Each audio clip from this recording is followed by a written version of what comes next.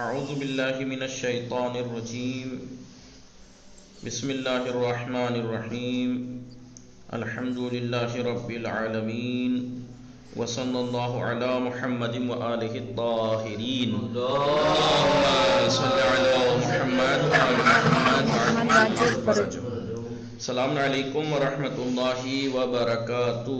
وعلیکم السلام ورحمۃ اللہ وبرکاتہ. خیریت سے آپ سب لوگ ٹھیک ہیں؟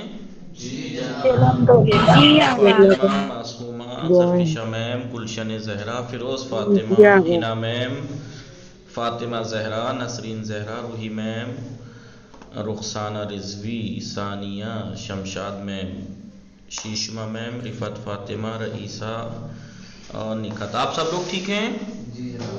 جی آقا جی.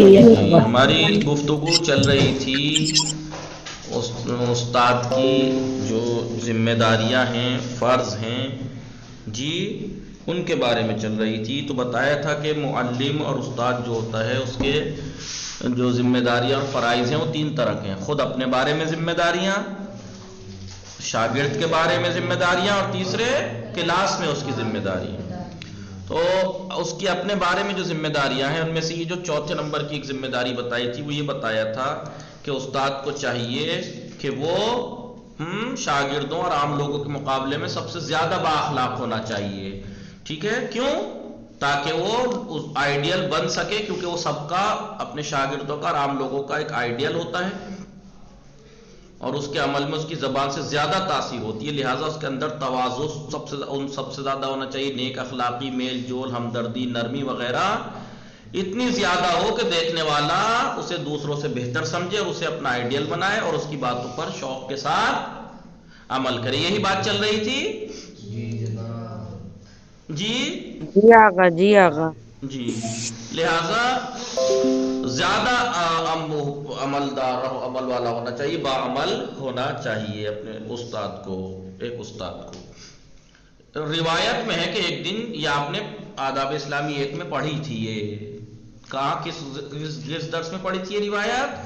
کس درس میں؟ درس کا نمبر بھلے یاد نہ ہو لیکن درس موضوع یاد ہوگا. تواضع اور انکساری میں شاید پڑھا ہوگا کہ ایک دن جناب عیسیٰ نے اپنے حواریوں سے فرمایا، اپنے جو ساتھی تھے، ان کے اصحاب تھے، ان کے شاگرد تھے، ان سے فرمایا کہ تم سے میری خواہش ہے، کیا تم اسے مان لو گے؟ تو انہوں نے عرض کی ضرور فرمائیے. جی بھلا ہم کیوں نہیں مانیں گے؟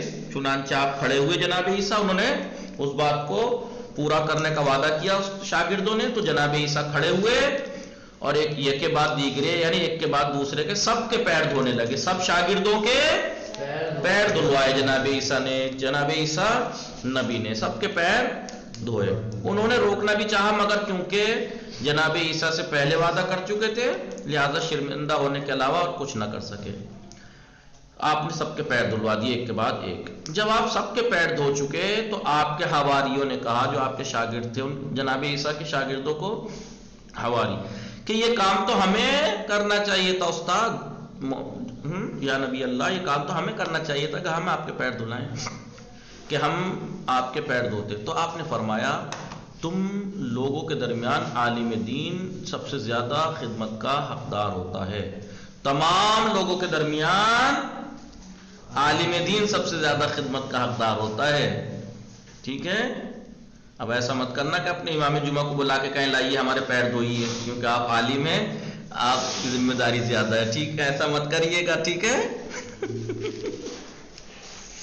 کبھی جو بھی مولوی ملے آپ اور آپ اس سے کہیں آؤ بھائی ہمارے پیر دھلا.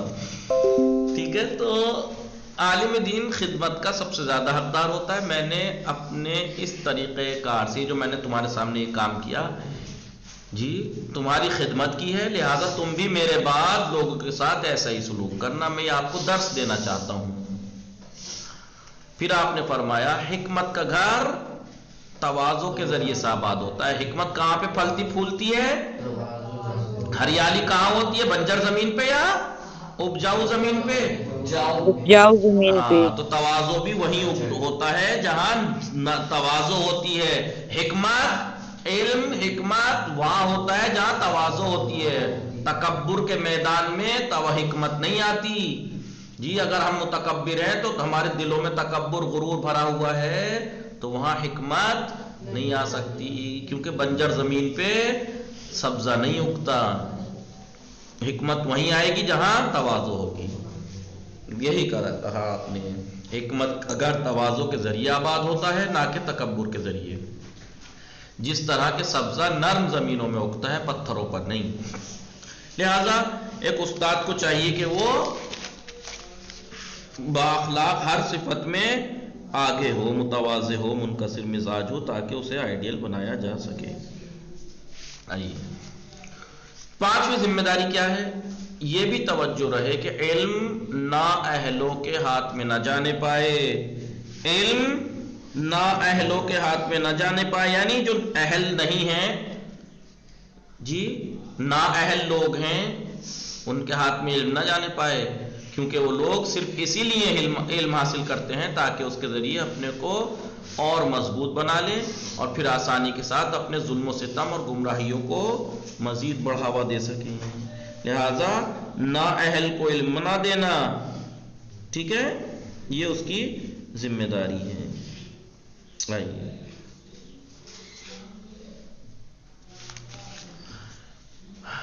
اگرچہ دنیاوی مقاصد اور مقصد کے لیے تعلیم حاصل کرنا بھی صحیح نہیں ہے، اور اگر کسی کے دل میں ایسا ارادہ ہو، مال و دولت، دنیا، شہرت، اس کے لیے علم حاصل کر رہا ہو، اور اس کو استاد کو اس نیت کا پتہ چل جائے تو استاد اس کو اپنے علم سے محروم نہ کرے۔ کبھی وہ سوچے کہ یہ تو دنیاوی نیت سے پڑھ رہا ہے، اسے نہیں پڑھاؤں گا میں، نہیں، بلکہ اسے اس کی غلط نیت کی طرف متوجہ کر کے اس کی اصلاح کی کوشش کرتا رہے کہ دیکھو دنیا حاصل کرنے کے لیے نہ پڑھنا، نیت تمہاری یہ نہیں ہونی چاہیے، تمہاری نیت خدمت ہونی چاہیے، تمہاری نیت خدمت ہونی چاہیے کہ تم دوسروں کو تعلیم دے سکو، دوسروں کی خدمت کر سکو، ٹھیک ہے۔ کیونکہ ایک اچھے معلم کی پہچان یہی ہے کہ اس کے علم اور نیک اخلاق کی بنا پر اس کے شاگرد اور طلاب صحیح راستہ اختیار کریں۔ ہو سکتا ہے کسی کی غلط فکر ہو، لیکن استاد کو چاہیے کہ وہ اپنی اس طریقے سے رفتار و کردار و پیش کرے اپنا کہ وہ بدلنے پہ مجبور ہو جائیں، کہ وہ دیکھیں کہ بھائی ایسے ہوتے ہیں نیت نیک والے لوگ، جیسا کہ علماء کرام کی یہی سیرت رہی ہے کہ وہ درس شروع کرنے سے پہلے اپنے شاگردوں کے اخلاقی سدھار پر توجہ دیتے ہیں۔ جی درس سبجیکٹ کوئی سا بھی ہو، سبجیکٹ جب بات نکل جاتی ہے تو اکثر اس کو دیکھیں گے آپ، جو علماء ہوتے ہیں وہ اکثر کہیں نہ کہیں اخلاق کی بات ذکر ضرور کرتے ہیں تاکہ ہم آپ شاگرد جو ہیں وہ اچھی زندگی گزار سکیں، تاکہ ان کو اخلاقی درس دے سکے۔ دیکھیے گا آپ علماء چاہے کوئی سا بھی، چاہے وہ عربی گرامر پڑھا رہے ہوں، چاہے کچھ اور درس پڑھا رہے ہوں، سبجیکٹ کوئی سا بھی پڑھا رہے ہوں، لیکن وقت بے وقت وہ کیا کرتے ہیں، بیچ میں بات کہیں نہ کہیں سے آ کے ایسی نکالتے ہیں کہ جس سے اخلاقی پہلو کچھ نہ کچھ بتا سکیں۔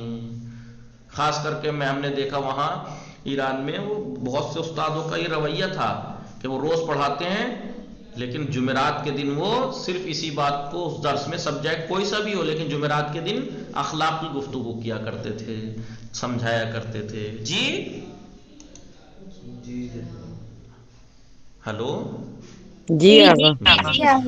لہذا یہی ہے کہ ایک اچھے معلم کی، ٹیچر کی پہچان یہی ہے کہ وہ یہ نہیں ہے کہ بس آیا اور انگلش کا سبجیکٹ تو انگلش پڑھا کے چلا گیا، یا جو سبجیکٹ ہے عربی گرامر یا جون سا بھی ہے، عربی ہے، فارسی، کوئی بھی ایک سبجیکٹ ہے وہ پڑھایا اور چلا گیا، نہیں۔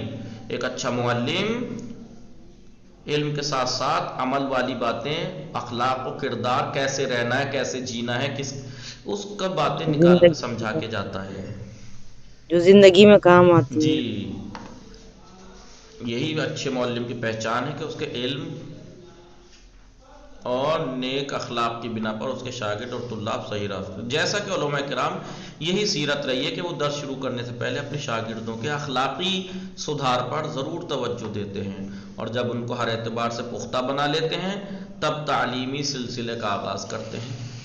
اس کی وجہ سے طلاب شروع سے ہی صحیح راستے پر لگ جاتے ہیں اور ان کی نیتیں بھی خالص اور پاک ہو جاتی ہیں۔ اور نیز اس کا یہ ایک فائدہ یہ بھی ہوتا ہے کہ ہر طالب علم کی صحیح یا غلط نیت کا پتہ لگ جاتا ہے۔ لہٰذا اگر کسی کے اندر تعلیم لیاقت نہیں پائی جاتی ہو کہ تعلیم کے لائق نہیں ہے تو پہلے ہی اس سے معذرت کر لی جائے کہ بھائی آپ اہل نہیں ہیں۔ لہٰذا استاد کو یہ خیال رکھنا چاہیے کہ اپنا علم لائق اور اہل کے ہی حوالے کرے، نااہل لوگوں کو علم نہ دے اور اپنے علم کو سماج اور معاشرے کی تباہی کا ذریعہ نہ بننے دے۔ ہوتے ہیں بہت سے نااہل لوگ، مجھے معلوم ہے، میں نے پرکھ لیا، میں نے جان لیا کہ نااہل ہے، اگر میں نے اسے پڑھا دیا تو یہ پڑھنے کے بعد تباہی مچائے گا، یہ اور کچھ نہیں کرے گا، تو اپنے علم کو تباہی نہ بننے دے۔ اور ہمیشہ شاگردوں کی صحیح تربیت اور خلوص نیت کی کوشاں رہے، یعنی کوشش کرتا رہے۔ نیت استاد کی یہی ہونی چاہیے کہ مجھے اخلاقی کرداری اعتبار سے اس کو اعلیٰ بنانا ہے۔ نمبر 6، استاد کو تعلیم دینے کے لیے ہمیشہ آمادہ رہنا چاہیے، یہ ایک ذمہ داری ہے، یعنی تعلیم دینے کے سلسلے میں کسی قسم کے بخل سے کام نہ لینا چاہیے۔ جی بات آ گئی ہے تو نکال کے بتا دوں۔ لہذا کبھی بھی علم کے مسئلے میں بخل، دنیا کا سب سے بخیل انسان یہی ہو سکتا ہے کہ جو علم میں بخل کرے۔ وہ نہیں سوچ رہا کہ میں جب پڑھاؤں گا سکھاؤں گا مجھے ایکسپیرینس آئے گا، میرے بھی ذہن کھلیں گے۔ جی بہت سے لوگ بزرگ یہی کہتے ہیں کہ انسان حقیقت میں پڑھتا جب ہی ہے جب وہ پڑھاتا ہے۔ حقیقی پڑھائی جب اس نے پڑھ لی، بہت سی باتیں اس کے ذہن میں بس پڑھ لی سب، لیکن جب پڑھاتا ہے تب حقیقت میں سمجھتا ہے ان باتوں کو۔ جی پڑھائی اصل میں پڑھاتے وقت ہی پڑھتا ہے انسان، تبھی اس کے بہت سی باتیں کھل کے سامنے آتی ہیں، بہت سی۔ لہٰذا علم کے مسئلے میں کبھی کنجوسی نہیں کرنی چاہیے، ہمیشہ آمادہ رہنا چاہیے۔ اور اچھا استاد، اچھا عالم وہی ہے کہ جو اپنے شاگردوں کو اپنے سے اوپر دیکھنا چاہے کہ میرے سے کہیں جو میں نہ کر سکا میں اس کو وہ بناؤں گا، جو میری تمنائیں آرزویں تھی جہاں تک پہنچنے کی میں نہ پہنچ سکا، میں اپنی مجبوری اور کوتاہیوں کی بنا پر، یا مجبوری تھی یا کوتاہی تھی، میرے شاگرد ضرور پہنچے وہاں۔ یہ نیت ہونی چاہیے۔ سمجھ میں آ رہا ہے؟ استاد کو تعلیم دینے کے لیے ہمیشہ آمادہ رہنا چاہیے، یعنی تعلیم دینے کے سلسلے میں کسی قسم کے بخل سے کام نہ لینا چاہیے، کیونکہ خداوند عالم نے علماء سے یہ عہد کر لیا ہے، عالموں سے یہ عہد و پیمان کیا ہے۔ ٹھیک ہے، کیا عہد و پیمان کیا ہے؟ کیا بولتے ہیں اس کو؟ ایگریمنٹ، کہ وہ اپنے علم کو کسی سے ہرگز پوشیدہ نہ رکھیں گے۔ یہ عالم ارواح میں، روح میں اسی وقت وعدہ لے لیا گیا کہ عالم کسی سے ہرگز اپنا علم پوشیدہ نہیں رکھیں گے، جیسا کہ قرآن مجید میں ارشاد، بسم اللہ الرحمن الرحیم، وَإِذْ أَخَذَ اللَّهُ مِيثَاقَ الَّذِينَ أُوتُوا الْكِتَابَ، اور وَإِذْ یاد کرو اس وقت کو، اخذ اللہ، اللہ نے لیا، میثاق یعنی عہد و پیمان لیا، کس سے؟ الذین اوتوا الکتاب، جن کو کتاب دی گئی تھی ان سے عہد لیا۔ کیا لیا؟ لِتُبَيِّنُنَّهُ لِلنَّاسِ، کہ وہ لوگوں کے لیے اس کو بیان کریں، وَلَا تَكْتُمُونَهُ، اور اسے نہ چھپائیں۔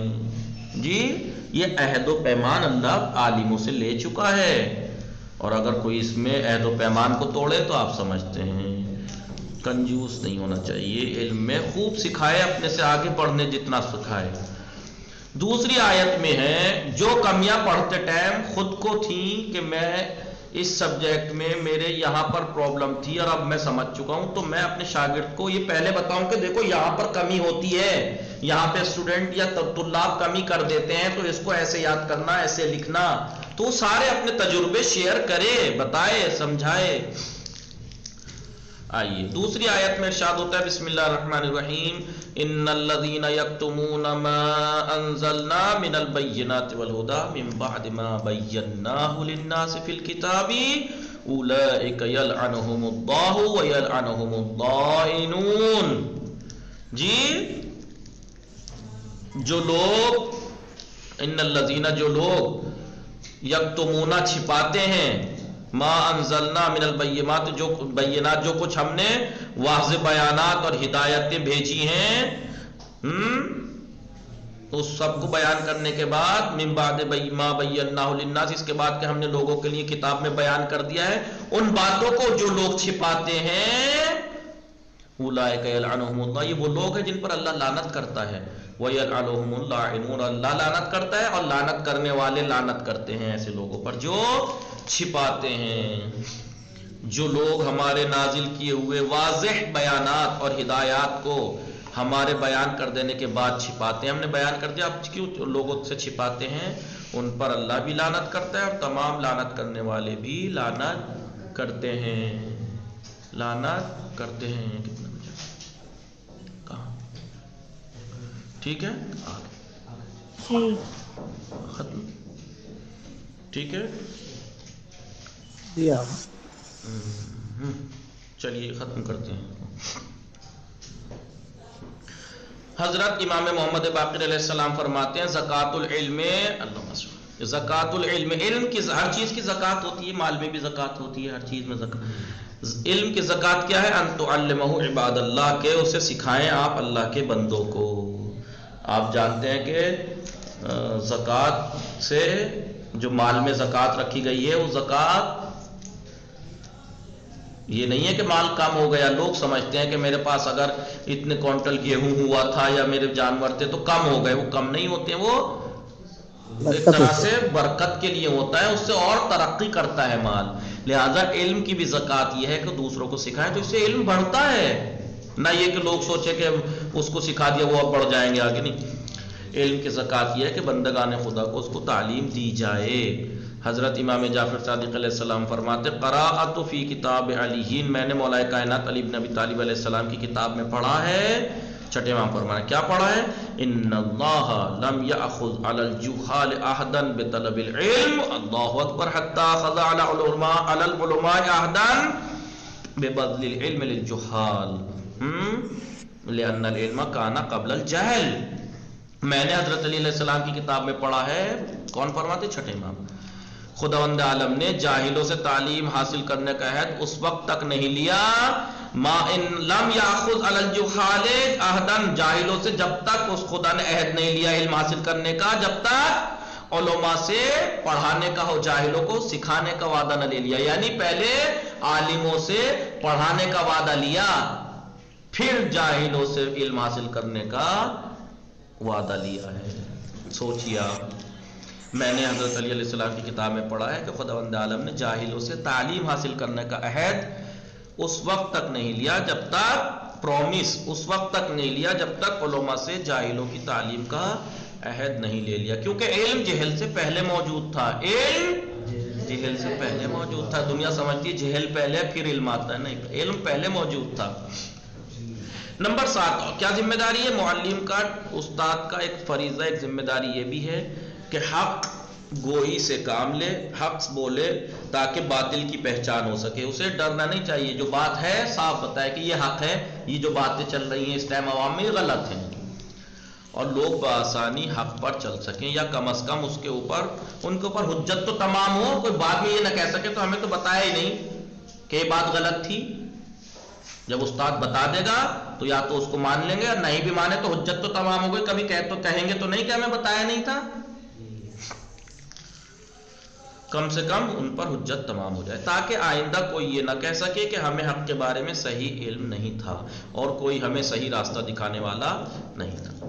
امر بالمعروف اور نہی عن المنکر، نیکی کا حکم دینا اور برائیوں سے روکنا، اس جیسے اہم فریضے اور ذمہ داری کو ادا کرنا دراصل علماء کی ذمہ داری ہے، یہ علماء کی ذمہ داری ہے امر بالمعروف اور نہی عن المنکر۔ کیوں؟ کیونکہ عوام کے اوپر تو صرف اتنی ہی ذمہ داری ہے جتنا وہ جانتے ہیں، لیکن علماء اور متعلمین جو علم حاصل کرنے والے ہیں ان کی ذمہ داریوں میں ان کے علم کے اعتبار سے ذمہ داری بڑھ جاتی ہے، جتنا علم بڑھتا جائے گا اتنی ذمہ داری ہے، جیسا کہ رسول اکرم صلی اللہ علیہ وآلہ وسلم کا ارشاد ہے اذا ظہرت البدع فی امتی فلیظہر العالم علمہ فمن لم یفعل فعلیہ لعنت اللہ، اللہ اکبر۔ اذا ظہرت البدع فی الامتی، جب میری امت کے درمیان بدعتیں سر ابھارنے لگیں، بدعتیں پھیلنے لگیں، تو فلیظہر، تو عالم کو چاہیے کہ وہ اپنا علم ظاہر کرے، جی علماء کے لیے اپنا علم ظاہر کرنا ضروری ہے، بتانا ضروری ہے کہ یہ بدعتیں جو پھیل رہی ہیں، دنیا بہت سے لوگ آ کے کہہ دیتے ہیں کہ ہم کچھ بھی کر رہے ہیں، مولویوں کو کیوں دکھ ہوتا ہے؟ سمجھ میں آیا کیوں دکھ ہوتا ہے مولویوں کو؟ یوں ہوتا ہے کیونکہ ان کی ذمہ داری ہے، اللہ نے ان سے وعدہ لیا ہے۔ رسول کیا فرما رہا ہے؟ جب میری امت میں بدعتیں سر ابھارنے لگیں تو علماء کے لیے اپنا علم ظاہر کرنا ضروری ہے، اور فمن لم يفعل فعليه لعنت اللہ، اگر کوئی ایسا نہ کرے کوئی عالم تو اس پر اللہ کی لعنت ہے کہ اگر وہ نہ بتائے نہ سمجھائے۔ اس کی وجہ بھی صاف ظاہر ہے، کیوں؟ عوام الناس کے دین و ایمان اور عقیدہ و عمل کا کل دار و مدار علماء کے اوپر ہے۔ عام لوگوں کی جو دین ہے، ان کا ایمان ہے، ان کا عقیدہ ہے، ان کا عمل ہے، سب کا دار و مدار علماء کے اوپر ہے۔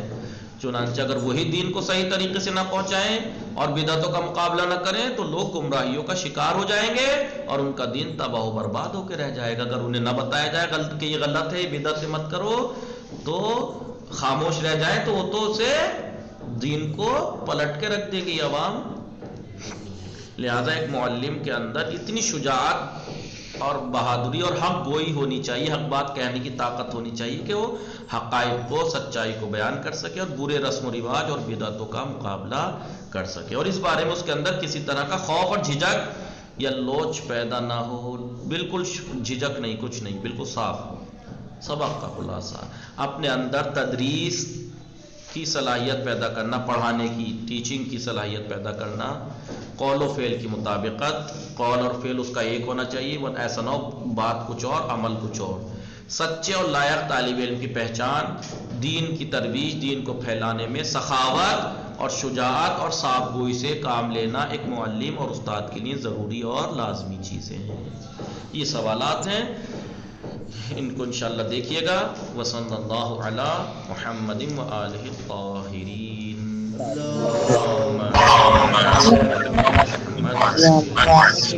اللہ سے دل کر دو۔